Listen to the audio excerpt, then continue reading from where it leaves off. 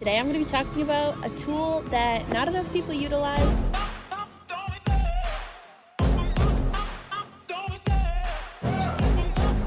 Take me to Candyland, ooh, take me to Candyland. Sweeter than sugar, you doing that dancey dance. Hello, welcome back.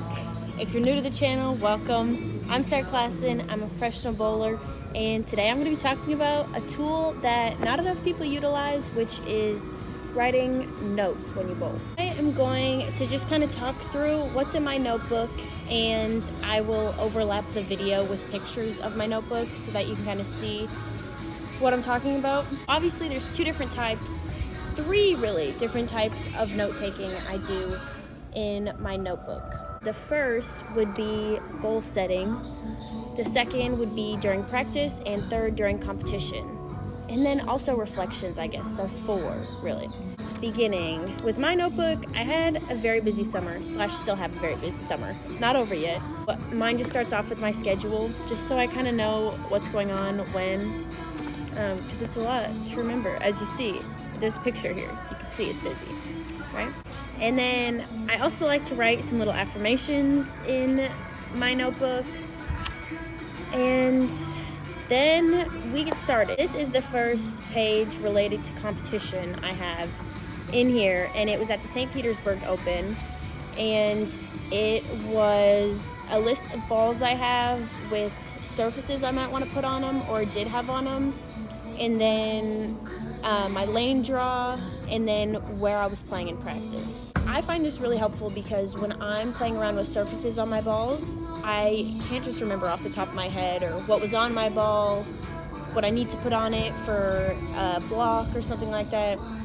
It's all here. It's nice and easy. The lanes I write down so that during the practice session I know how to move around accordingly, because you already know where you're bowling, so it's kind of like a cheat to be able to practice wherever you want and see maybe the lanes play different. Obviously practice sessions are hard because they always play different in competition than they did in practice.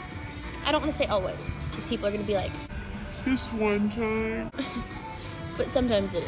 Then where I was playing, just so that during practice I kind of know a general area and maybe what an out of bounds was, you know? Moving on, we had the Long Island practice session, and this was a long practice session because there's 4 patterns.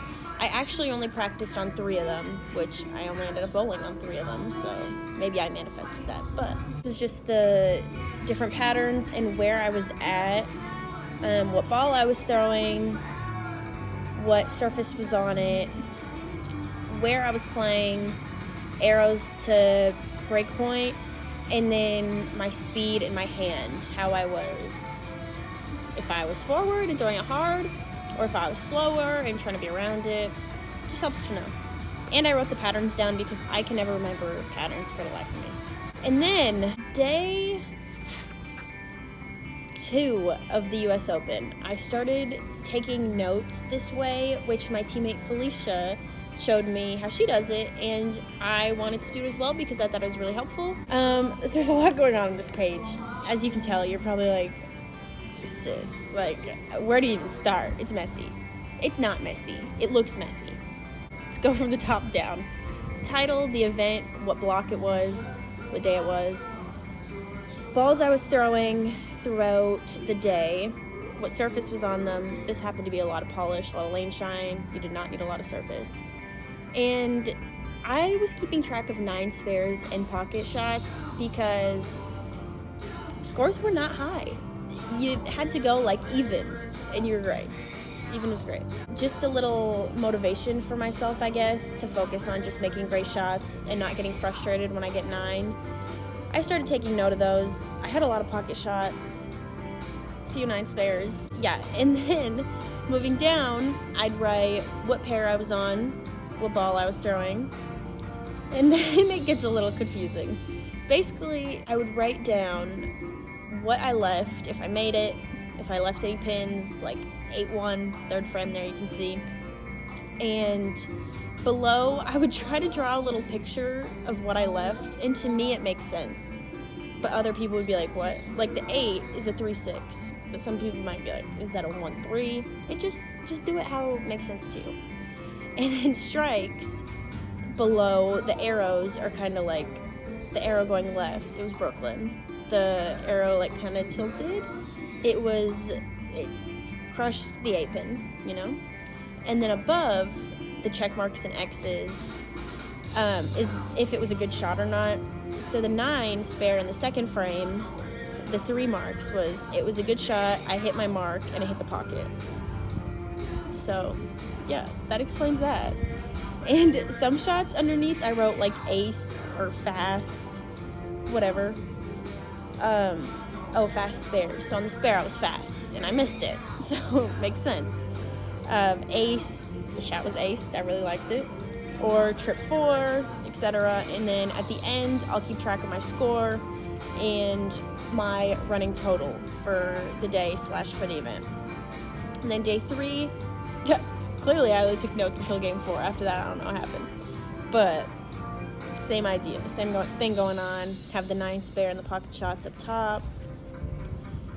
And then the Open Championships. Alright, this tournament went really poorly. But again, just to look over what happened, how I take the notes, very good. It's really helpful, like especially when you're going to look back to reflect on tournaments. Of course, you can use PinPal or Lane Talk, any apps like that track it is great. But personally, I don't like to be on my phone when I'm competing, so to write it down is nice. And another bonus to all this, it helps you take a breath in between shots and kind of reflect on what just happened, rather than being like, oh, what did I leave last frame? Or like, Can't believe I left that 10-pin. like just keep going on in your head, like just put it down and get it out of your system. Forget about it, you know? And oh wow, okay. These are just things I need to work on. So another good thing to write down, again, just to get it out, be able to look at it, and have something to motivate you a little bit to work towards those things. Next one, spare practice. I showed in my last video. If you missed my last video, go watch it. I'll link in the bio. It is spare practice and how I keep track of spare practices. And these, I even want to improve how I keep track of them, just because I feel like I could write down some more information, like which way I missed a spare, or if I was fast, stuff like that. This is what we got. The checks, I made them. The X's, I did not. And that's that. There's a little note from Huli up there. Thank you. It's cute. And then today, I am about to practice. So this is what we have for today, July 8th. I hope you're seeing this video on July 8th too. If you are, I'm proud of myself because I edited it and filmed it the same day. This is what I'm working on right now. So 3 things. Focusing on my right leg when pushing in my slide, because I'm trying to build some more power in my legs. So really pushing off that right foot and lunging into my release. I'll put some videos after this about each of these things. Second thing is the positioning of my hand at the release. I had a comment in one of my videos that was like, why do all girls lose all their power at their release, blah blah blah, from their hand coming over the ball? And that is not very fair to say that every female bowler does that, but I definitely do. I'll speak for myself. I do. I need to stay behind the ball more, use my wrist a bit more, and just, again, build more power. I need some more power. The third thing for today is keeping my body upright and my legs low. So again, the power in the legs and not losing the power coming forward too much with my chest at the release. I wrote those 3 things down, and then I wrote them again where I'm going to keep track of how many shots I do, and probably make note of the ones that feel good and the ones that don't. And then to end the practice, 10 10-pins and 7 pins. So yeah, that's what's in the notebook right now. This is a new notebook, obviously. This is just for the summer. That's what today's practice is going to be, so I will insert some clips of that. If you have any more questions about taking notes as a bowler or anything else you should keep track of, I don't know, just want to chat, let me know in the comments, and I will try to answer them. Another video coming soon will be answering your comments in a YouTube video, or just reading them, because some of them, I don't even know what to say to them. But thank you for watching, and let's go practice. Identity, it's mind over everything.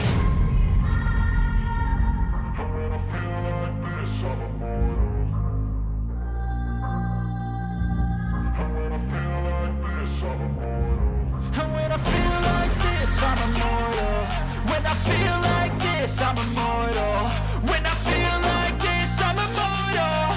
When I feel like this, I'm immortal. Don't stop, just don't stop.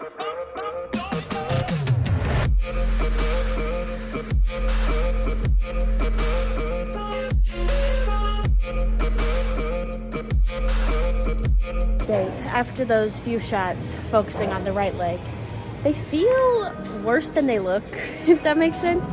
I feel like they look better than they feel. I just said the same thing twice again. I clearly need to strengthen my legs more. I think that's something I can do in the gym too, just because my legs are weak, you know? I also feel like that killed two birds with one stone because I was also focusing on my hand at the bottom. So that's great. So that was about 10 shots, focusing on that, which is great. And now we're gonna do a few shots, no steps, which I don't really love, but they help. So let's do those, focusing on the position of the hand.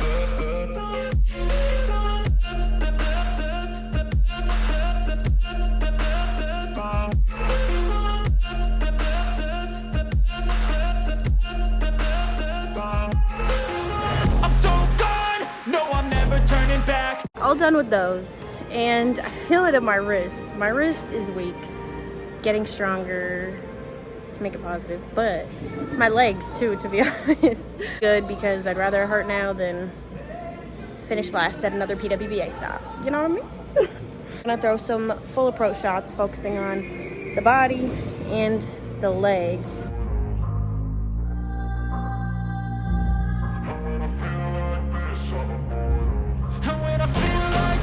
I'm immortal. When I feel like this, I'm immortal. When I feel. But why do I just stop like a foot behind the line every time? Bye.